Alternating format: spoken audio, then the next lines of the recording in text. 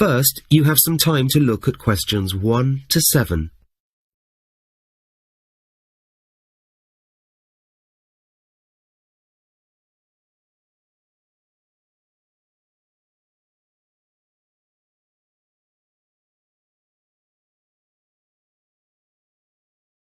You will see that there is an example that has been done for you. On this occasion only, the conversation relating to this will be played first. Hi, I'm looking for a temporary job. OK, please take a seat. I'll get some details from you and see what we can do. Thank you. OK, so you're looking for temporary work. Would that be full-time or part-time? Well, I'd be happy with either at this point, but I'd prefer full-time rather than part-time, really. OK, well, I'll put you down for that then. Fine. Stephen says that he would prefer full-time work, and the agent says that she will register him for that. So, full-time has been written in the space. Now we shall begin. You should answer the questions as you listen, because you will not hear the recording a second time. Listen carefully and answer questions 1 to 7. Hi, I'm looking for a temporary job. OK, please take a seat. I'll get some details from you and see what we can do. Thank you. OK, so you're looking for temporary work. Would that be full-time or part-time? Well, I'd be happy with either at this point, but I'd prefer full-time rather than part-time, really. OK, well, I'll put you down for that then. Fine. Right, let's get some details from you. First of all, your full name. Stephen Morgan. There are different ways of spelling Stephen.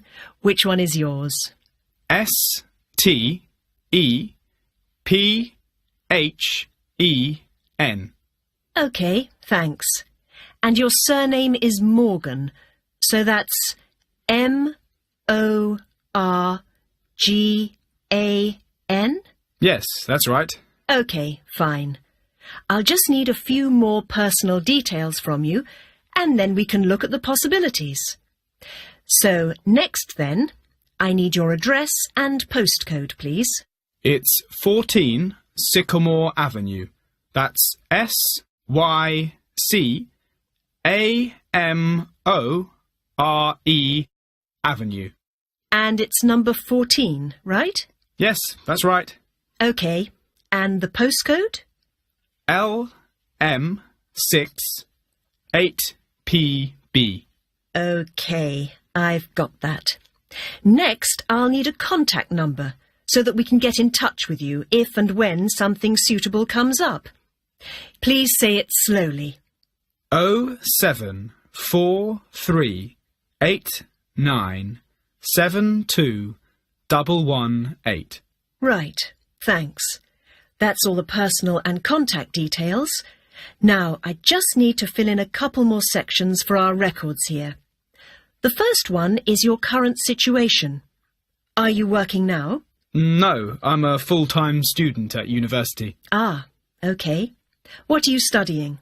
I'm in the second year of a 3-year degree course in economics. OK, I've made a note of that. Now, I need to get some information about your availability for work. When would you like to start? That sort of thing. OK, well, I'm looking for something from July to September during the long summer holiday from university. If I can, I'd like to work for the whole of that period. OK, fine. The last thing I need from you is what kind of work experience you already have. Just general information on what type of work you've done will be fine. Well, I haven't done much. I've been studying most of the time. But I worked for 2 months as a shop assistant in a sports shop, selling sports equipment and clothing. OK, so some experience in retail. Anything else? Yes, I worked in a restaurant for 3 months. OK, and some experience in catering. What did you do there? Well, they actually employed me as a kitchen assistant, but when I got there, they needed another waiter, as they were a bit short of them, so that's what I did. OK, I've got all that. And straight away, I think there are 2 or 3 vacancies that might suit you. 1 second. That sounds good. I'll make a note of them. Before you hear the rest of the conversation, you have some time to look at questions 8 to 10.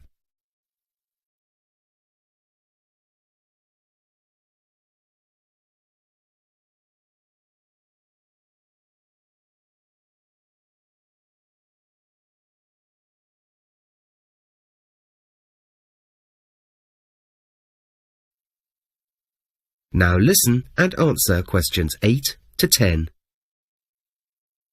Right. First of all, there's a cafe in the town centre that's looking for an extra assistant for the busy summer period. That might work for you. There might be some evening work involved in that. They work a shift system there, as they stay open in the evening. OK, that sounds possible. Well, they're holding interviews for that next week, so I could fix that up for you. Great, thank you. OK. I'll let you know about interview dates and times once I hear back from them. Fine, thanks.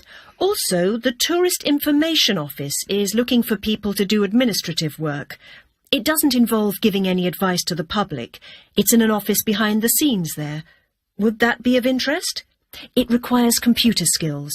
That's not a problem. Yes, I'd be really interested in that. OK. I'll email them your details. What else have we got? OK. Finally, the new department store is looking for temporary staff over the summer period. At the moment, they're looking for people to work in the electronic goods department, serving customers.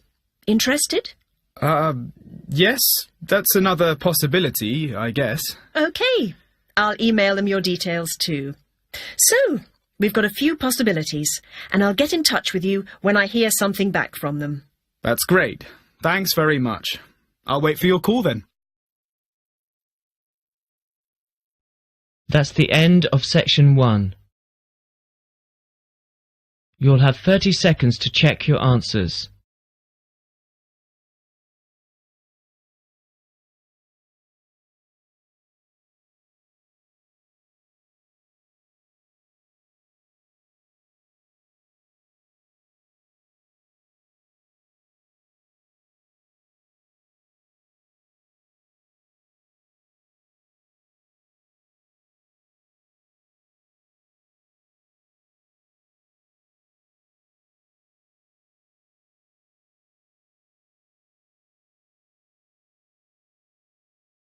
Now turn to section 2. You will hear a teacher talking to parents at the beginning of a parents' evening at a school. First, you have some time to look at questions 11 to 15.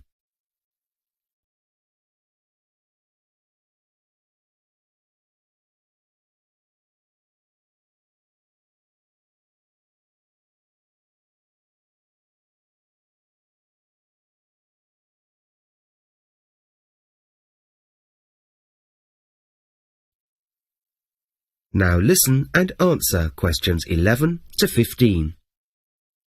Good evening, everyone. Welcome to the school. It's great to see so many of you here. My name's Jackie Payne, and I'm the Year 7 coordinator and organiser of the Parents' Evening. As you know, we hold this event every year for parents of new children who've just started. OK, I'm going to kick things off by telling you something about the schedule for the evening. So, starting in a few minutes at 7, Mrs. Forrester, the head teacher, who, of course, many of you have already met, will be telling you all about things that will be happening at the school over the course of your children's first year here. She'll explain about the tests that they'll take during the year and how students are divided into different classes for various subjects. She'll also be giving you general information about the school, such as the most recent exam results that our students have achieved, as well as telling you about certain important dates during the school year. At 7:30, the deputy head teacher, Mr. Francis, who again many of you have met, will talk about some of the ways in which the school is run and give you some information about recent changes to the way things are organised. For example, we've just introduced different arrangements for lunch times, so that we can avoid overcrowding and make it easier for everyone to eat their meals without having to wait too long. He'll also give you details of our new guidelines and policies concerning behaviour. This is generally very good at this school, but we've decided to introduce a few new rules to deal with one or two issues that have come up recently. The final talk, from 7:45 to 8, will be given by a current student at the school, and she'll be telling you about some aspects of daily life here from the point of view of someone attending it. She'll also talk about the school trips that happen every year, specifically about the ones that your own children will be going on. And she'll be showing you how your children will use certain websites a bit later in their first year. These are connected with doing homework and with research for projects they'll be doing in their lessons. So we feel it's a good idea for you to find out how these work so that you can help your children to navigate their way around, and also for your own information, of course. Before you hear the rest of the talk, you have some time to look at questions 16 to 20.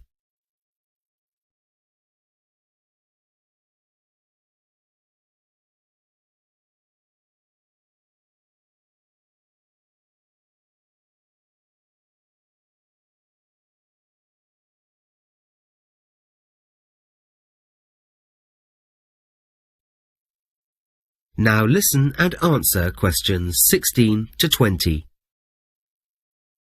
OK, when the talks are finished, there'll be various things that you can do and people you can meet around this area of the school. Here, in the main hall, in the far left-hand corner, as you look behind you, there are teachers from the music department who'll tell you all about what they've been doing in that department. And you can find out about instruments your children can learn and concerts they can take part in. In the opposite corner, you'll find information about our healthy eating scheme, with details of the meals and snacks that we provide. As you leave the main hall, through the doors at the back, on your right, when you're outside the hall, you'll find a variety of refreshments, and while you're there, you'll be able to chat to other parents. If you continue along that area of the school, on your left, you'll find a number of notice boards with all sorts of displays about what's going on at the school, future events, and lots of interesting news and information to look at. At the far end of that area, you'll find a reception desk where you can get information and ask questions about the administrative aspects of the school, and get to know the staff that you're in touch with when you contact the school by phone or email, for example, to report that your child is ill and can't come to school. There, you can also register your interest in volunteering to help at the school, perhaps with the organisation of events to raise money through the Parents' Association. And you can have a chat with Helen Graham, who runs that. She'll be very happy to welcome any new volunteers. If you turn left before you get to the reception desk, you'll be going into the corridor where the majority of the teaching staff will be waiting to greet you and answer questions about their subjects. On the left of that corridor, you'll find maths, science and IT in that order, and on the right, you'll find languages, history and geography and art, again in that order. And at the far end of that corridor, the head teacher and various senior members of staff will be waiting to discuss any issues you may want to raise or any queries you may have. OK? Well, that's more than enough from me. I'd now like to ask Mrs. Forrester, our head teacher, to tell you about... That is the end of section 2. You will now have half a minute to check your answers.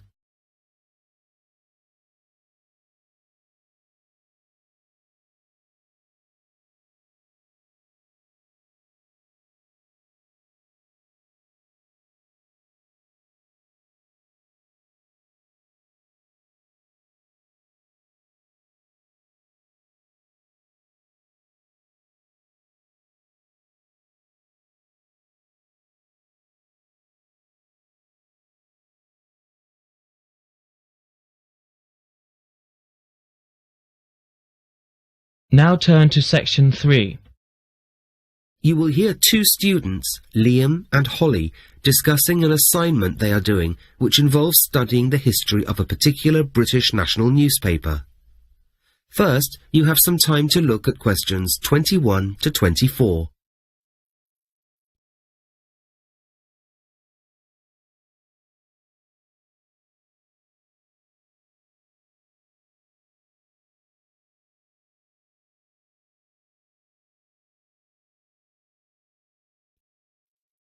Now listen and answer questions 21 to 24.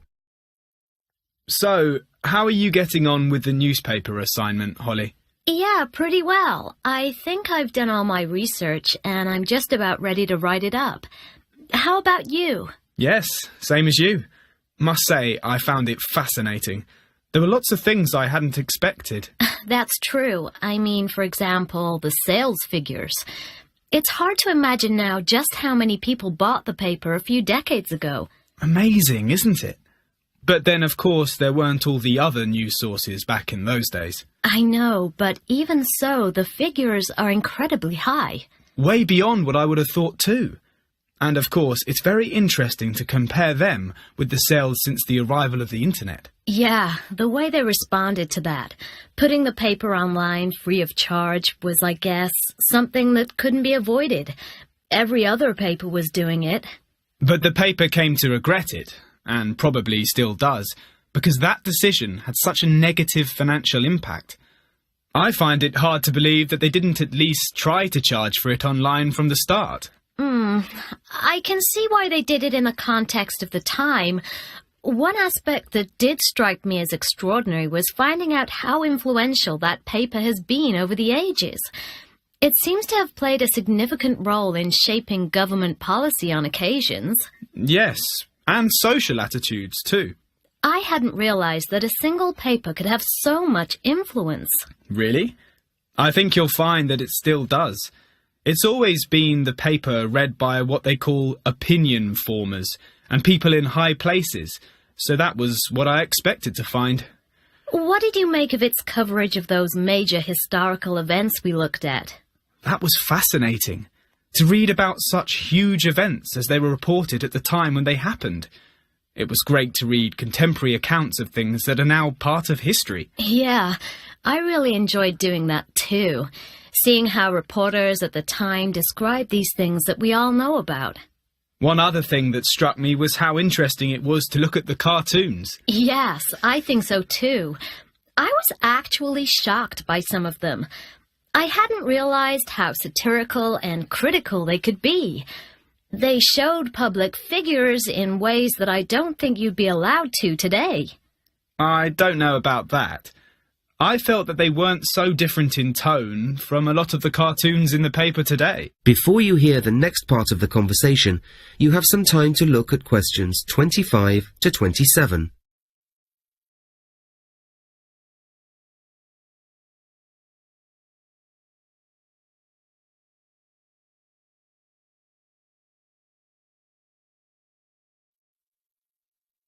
Now listen and answer questions 25 to 27.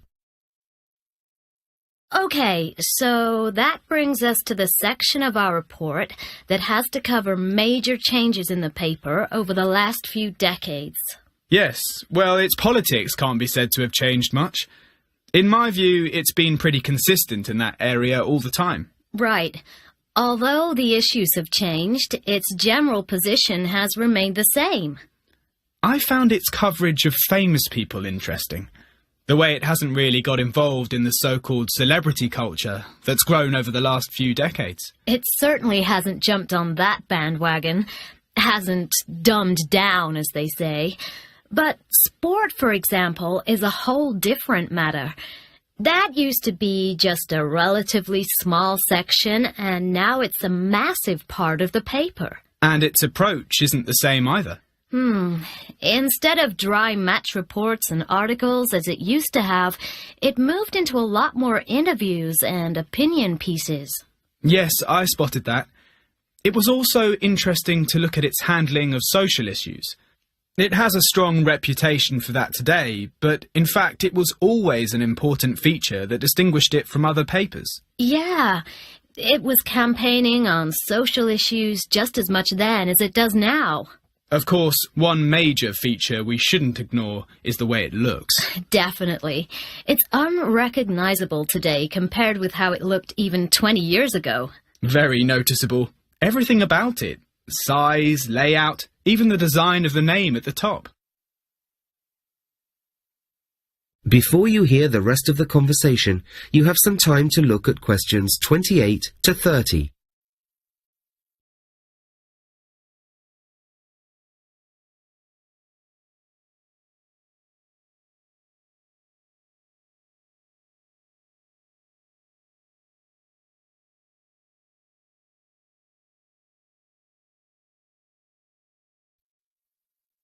Now listen and answer questions 28 to 30. Okay, so now we need to have a general section about British newspapers over the last few decades. What are you planning to say in that? I'm going to focus on the way a lot of British people form their opinions of other people on the basis of which newspaper they read. It's one of the ingredients that makes people decide what sort of person someone is. It's a very British thing, that. And I'm going to write about the assumptions that people make of the readers of various papers. That's really interesting. Nice idea. I'm going to look at the issue of loyalty to a particular paper. I'm going to look at why people might change from reading one paper to another as they get older, whether price changes have any significant impact on sales, that sort of thing. It seems to me that the key point here is that while some people stick with the same paper all their adult lives, others change the paper they read as their own lives change. So I'm going to look at the kind of life changes that result in a change of paper. That's a really good idea. Wish I'd thought of it. Anyway, it's been enjoyable doing this project, hasn't it? I think it was great that the main focus was on one particular paper, rather than all of them, which would have been too big a topic to tackle for the whole project. Yes, it meant we could look at one thing in depth, rather than just a superficial view of a lot of them. It's one of the better things we've done on the course. Definitely. That is the end of section 3. You will now have half a minute to check your answers.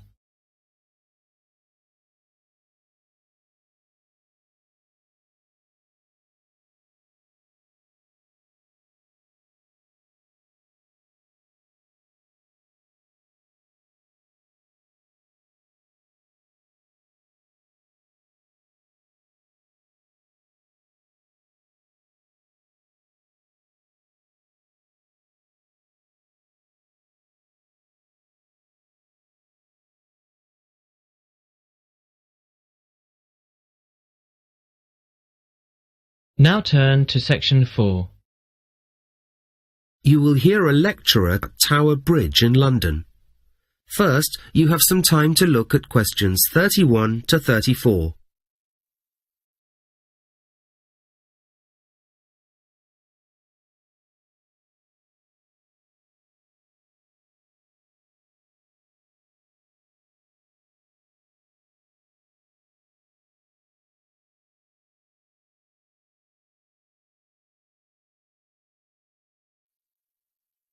Now listen and answer questions 31 to 34. Tower Bridge is, of course, one of the best-known landmarks in London today. When it was built, it was actually one of many great engineering achievements in Britain in the 19th century, a period when all sorts of inventions and innovations were being made to modernise the country and to solve particular problems of the day. In this case, the problem was how to provide another way of crossing the River Thames in that area of the river, the east end of the city. That part of London had become a very busy port, and it was densely populated. The nearest bridge at the time was London Bridge to the west of the port area. To provide a way of crossing the river in this part of the city, Tower subway was built in 1870. This contained an underground railway, one of the world's first, but it didn't last for long. After 3 months, it closed, and Tower subway was then reopened as a pedestrian tunnel, with users paying a toll to walk through it. Public demand for another crossing to be built grew, as it was taking both pedestrians and vehicles a long time to cross the river. The sheer volume of traffic and people was so great that people were delayed for hours when trying to use the available crossings. Eventually, in 1876, the Special Bridge or Subway Committee was formed to produce a solution, and a public competition was set up to choose the best design. Over 50 entries and a considerable amount of controversy over which to select, until in 1884 a design submitted by Horace Jones, the city architect, was chosen. Construction began in 1886, and it involved 5 major contractors and 432 construction workers until the bridge was finally completed and opened 8 years later, in 1894. The key issue when it came to the design of the bridge was that it wasn't possible to build a traditional fixed bridge in that location, as such a bridge would have prevented ships with tall masts from gaining access to the port facilities in that part of the river. So a type of bridge called a bascule bridge was devised. This involved 2 towers built on piers in the centre of the bridge, with 2 equal bascules between them. These bascules were pieces that could be raised and separated from each other, so that ships could pass through the bridge. On each side of the towers, piers and bascules, there were 2 suspension bridges. Between the central towers were high-level walkways for the use of pedestrians when the bridge was open.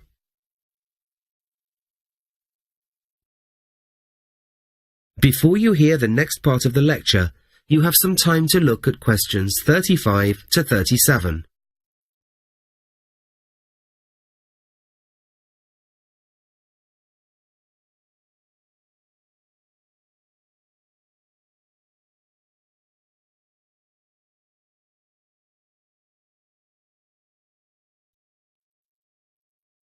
Now listen and answer questions 35 to 37. Right, now let's have a detailed look at how the bridge was raised for ships to pass through it. This is a slide showing a diagram of the bridge, and here you can see at the far end of the south side of it are the original engine rooms, which you can visit today if you take a tour of the bridge. In here there was a boiler which was powered by coal. This boiler produced steam, which powered 2 big engines, and these engines produced pressurized water, which was stored in 6 containers called accumulators. This was sent via pipes to some more accumulators in each of the 2 piers in the central section of the bridge. When it was time to open the bridge operator, situated at the bottom of the tower on the south side, pulled a set of levers to set in motion the opening of the bascules. This action started engines in each of the 2 piers, each of them operating one of the 2 bascules. Gears attached to these 2 engines, which were called the driving engines, would then turn, causing the bascules to rise and open. The bascules rose to an angle of 86 degrees, providing enough room for ships to get through the central part of the bridge. Although the process was quite complex, it actually took only about a minute for the bascules to rise to their maximum height. Before you hear the rest of the lecture, you have some time to look at questions 38 to 40.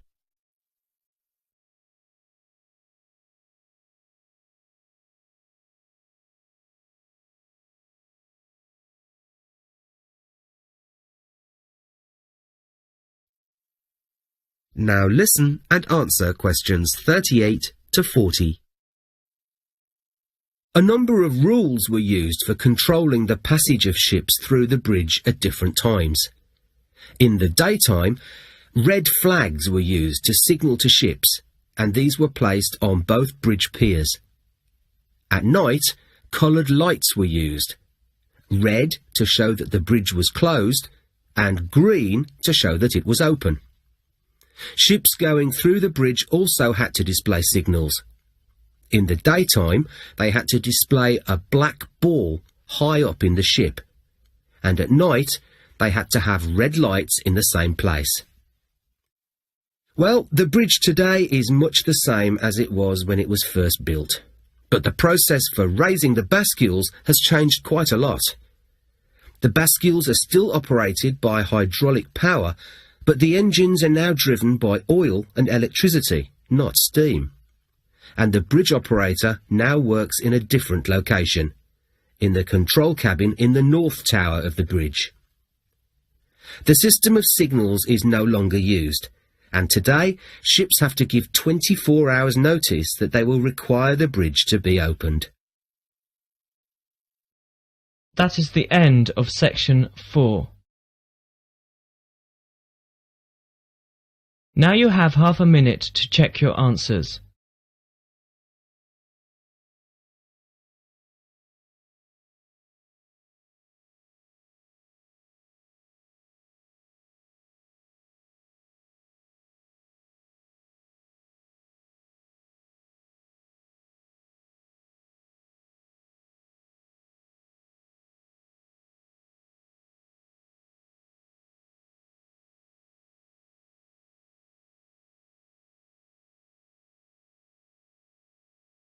That is the end of the listening test.